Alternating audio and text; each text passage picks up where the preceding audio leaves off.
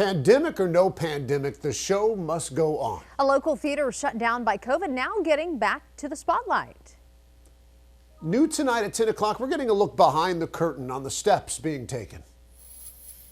It has been difficult, obviously, but as is the nature of people in my craft, you tend to start looking for alternative ways to do what you do, to tell stories. Many Oklahoma movie theaters left struggling. Some local concert venues forced to make hard decisions. Back in the spring when we canceled, it was heartbreaking. The theater community arguably taking the biggest hit from the pandemic this year. We knew in March and April that this was going to be a challenging year. From Ponca City down I-35 to OKC and every place in between. Imagine life without art. It's difficult to imagine, it's impossible to imagine. Local theaters across the state closed curtains in the spring and got to work on ways to return to the spotlight. Pollard, we started off in the early days of the pandemic by just sitting down with actors via Zoom and talking about their journey. Zoom meetings, podcasts, and small productions indoors and out.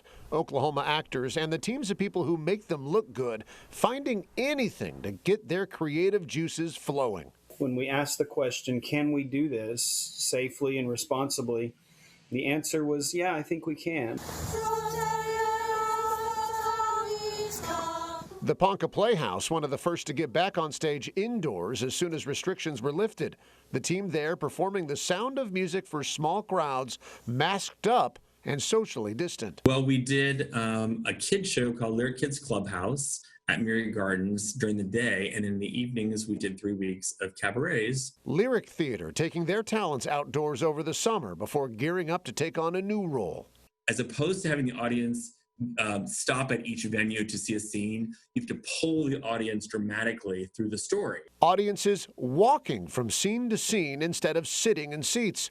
The Lyric team has turned the Harn Homestead into a little slice of London for their COVID-safe production of A Christmas Carol. And the team at the Pollard, keeping theater doors shut for now, but still delivering an Oklahoma Christmas tradition spanning decades. So we've built this audio experience that is reminiscent of the 1940s when families were home and their boys were off to war, and they were able to somehow connect via this story with just their imaginations and the sound of these actors' voices. A radio version of A Territorial Christmas, their unique take on the magic so many of us have been missing this year. Theater will be back in some form, so be patient and think about those people who make a living in this industry. There are a lot of them right now, and they're struggling.